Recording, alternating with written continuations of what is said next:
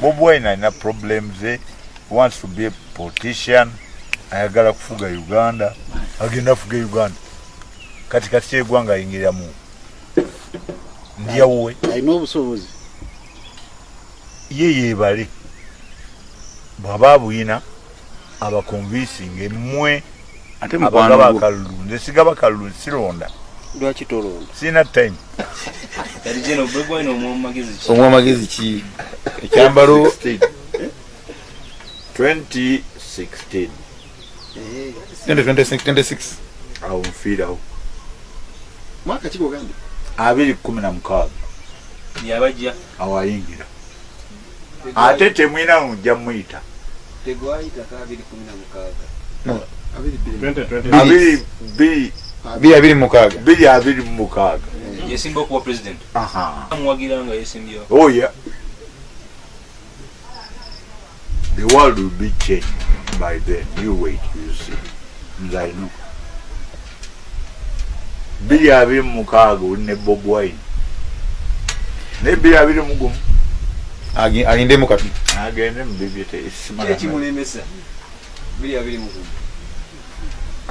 maisa bobi 2016 ngetteeka Bobi Wine alina okubeera president wa Uganda. Ebigambo bino byayogerwa omugenzi Brigadier Gen Kasirye Gwanga.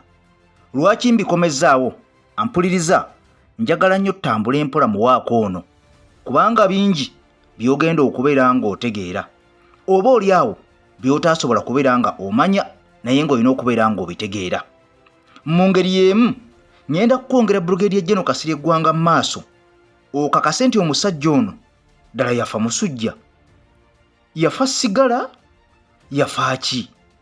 Kubanga nze ekyamazima mujja kuntera mu comment obulwadde bwe saabutegeera muwumbuulire ddala Gen Kasirye Gwanga kiki ekyamutta. Kubanga kakasiza n'agamba 2026 ensi erina okukyuka. N'agamba oba oyagala oba toyagala nyina okuwagira Bobi Wine. Ne bamugamba ate 2026 n'agamba nedda agende mu bibye birala. Waliwo amawulire agaafuluma agaali ag'oku street aga radio Katwe nga gano gaalaga nti twagenda okuba akalulu ka 2026 mbunga obululu bwabbi bwadda era nga bwamala dda okubeera nga busengekebwa ani ali kulembera ani alibeera mu kyokubiri n'ebirala bwe bityo.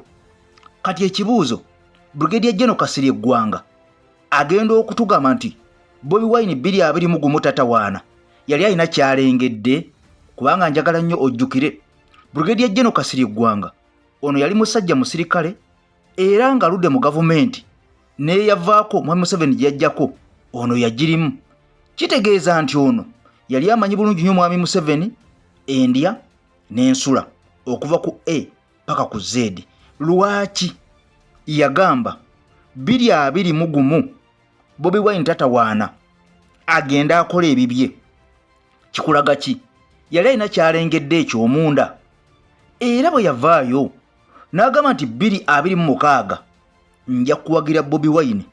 Ekigambo kino kina gwe kyatiisa, kiina gwe kyanyiiza, kiina gwe kyakoona. Njagala nnyo ojjukire President Robert Kyagulanyi Ssentamu Mitembo waliwo interview emu gye yaliko n'agamba nti abasirikale bangi b'officers bangi batuwagira era batusangeyo ne batugamba nti wemukutte weewo mugende mu maaso omulimu gwe muliko naffe tubawagira naye tetusobola kuvaayo mu kamera kulaga nsi eno nti tuli wamu naawe. Omulundi ogumu President Kyagulanyi Ssentamu yali alinako walaze bwe yava mu mmotoka ye omusajja ow'amagye n'amukubira salute. Ekifaananyi ekyo mwakiraba nga kigenda kitambula. Kitegeeza waliwo abasirikale abamu abatambula ne Bobi Wine munda naye nga tetumanyi nga bwe yagamba.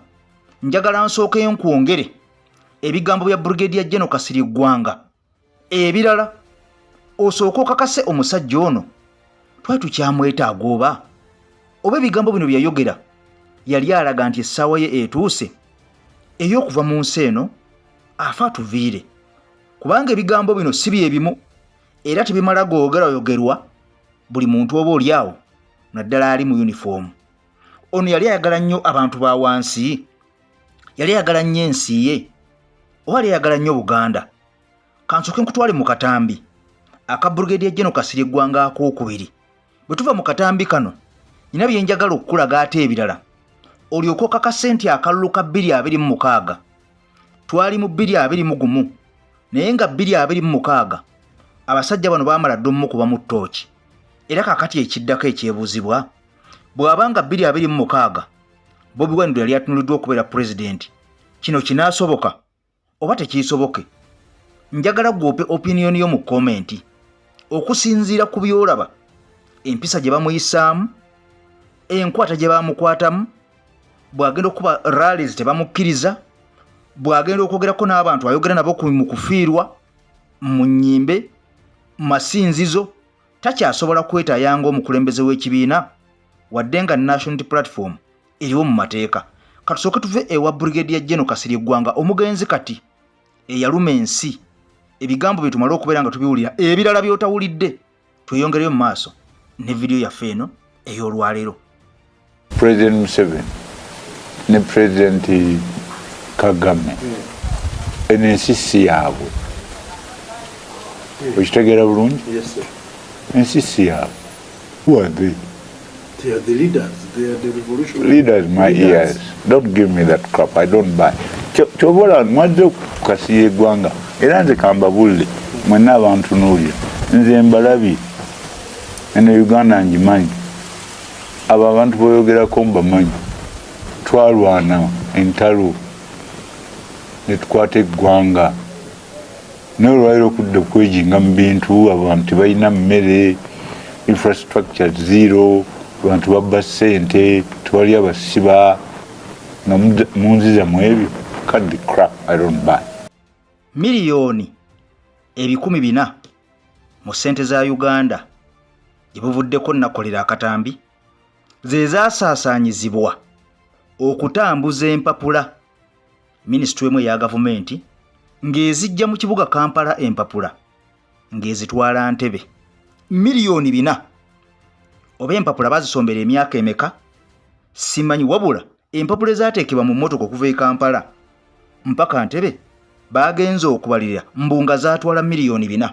Ezo ssente za muwa musolo.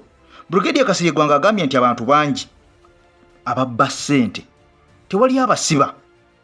Njagala ojjukire essente ezabbibwa ezaali zigenda okuweebwa abantu b'Ekkalamojja ne zibula. Njagala ojjukire amabaati agaagulibwa ba minisita ba MPs nga kuliko ne minisita nyini owa finance amanyiddwa nga minisita Kasejja y'omu ku beegabanya amabaati gano. Tewali n'omu yasibwa era abaagenda nga bamala wiiki nga babata nga balya butaala.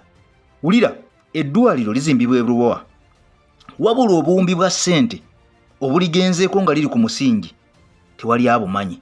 Njagala owulire NSSF oba National Security Fund omusimbi n'omusimbi ogubulankanyiziddwa omwaka guno olemwa.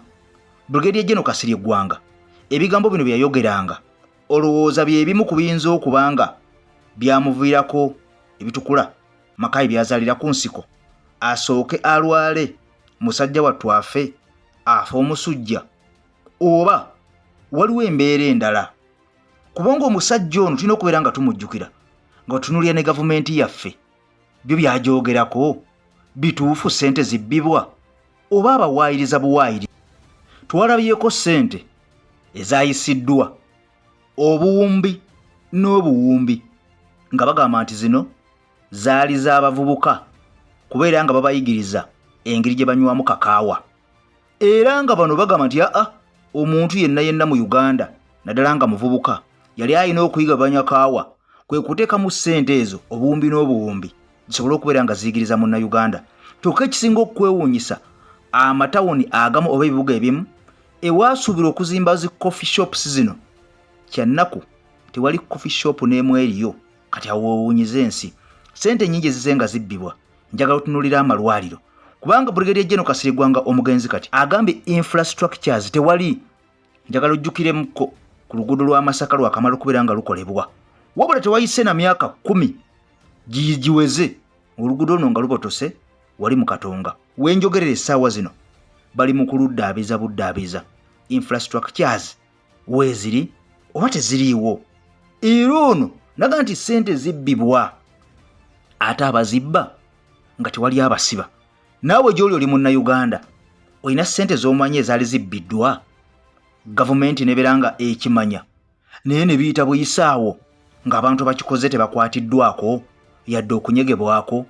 Njagala ogende mu malwaliro otunuulire amalwaliro agasinga ga gavumenti. Abakyala bangi abatuukayo okuzaala nga balina kuzaalira wansi. Bw'oba tosobodde kubeera ng'ozaalira wansi ng'oyagala katanda ng'olina kukagula buguzi okukasasula ssente obeere nga ozaalirako waggulu. Waliwo akatambi ke nnakolera wano ku EKTV naye bwa waliwo eddwaliro erimu ng'abalamu n'abafu babateeka mu waadi y'emu. Kitegeeza nti abalamu mubanga abali mu ggwanika kubanga abafa babeeraawo nammwe tebalina babateeka ng'eddwaliro ddene era nga liri mu disitulikiti eno naye ng'ekikwewuunyisa kigambibwa nti abasawo abalimu tebamala naye ng'ate abalwadde buli lunaku barisiivinga abalwadde abasoba mu 600. Nakukolera vidiyo ku EKTV kweri gwatugoberera ebintu bino ozze obiraba nga sinaba kubeera nga neeyongerayo. Kankusaba vidiyo eno sooka ogimpeera ekigalo mukwano gwange ampuliriza. Giwe kye tuyita like esobola okubeera ng'efuna mileage buli munnayuganda agifuneko. Ompya nkusaba osubscribinge ku mukutu waffe okonene kadde no EKTV nga bulijjo. Nze AK Master emabega w'omuzindaalo ku lwa EKTV News Team yonna okubeerawo okutaggulira bino byolina okubeera nga omanya. Bannange mwenna abali Saudi Arabia UAE mwenna mbatumiddeko nnyo. America, Bungereza ne Europe yonna mbaagala nnyo. Qatar, Saudi Arabia nabamaze, Oman, Jordan, South Africa ko samawanga amalala mwenna mbaagala nnyo. Bahrain, Mukama Katonda bakumata kumira mpeera. Bye bye.